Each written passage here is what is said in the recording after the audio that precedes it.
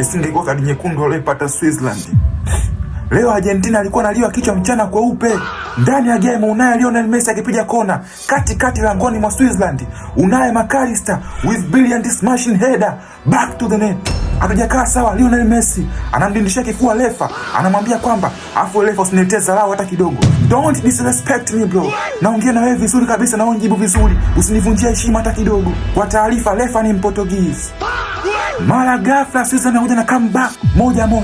Muda mchache baadaye Imbolo anajiangusha mbele ya beki wa Argentina bro. Refa anaenda kuangalia kwenye VAR, ni kadi ya njano, na kwa bahati mbaya ana kadi ya njano. Pale ambapo refa anafanya maamuzi ya kikatili, anafanya -2 bro. Ni kadi nyekundu. Imbolo anaenda nje. Wamebaki 10 tu uwanjani bro. Kifuatacho funika kombe mwanalamu apite. Wakaenda extra time.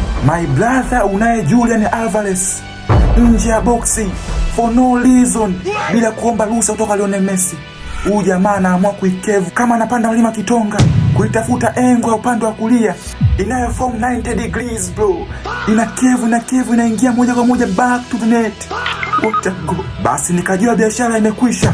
Lautaro Martinez anaapia from nowhere, anascore banger. Goli la 3 ambalo linawapa Argentina ushindi wa kuqualify kwenda hatua ya semi-final, nusu finali. Wanakutana na England. But my brother again, mimi, Jude Bellingham na Harry Kane, we have to do something bro. Lazima tuwa destroy hawa jamaa. This is not fair bro.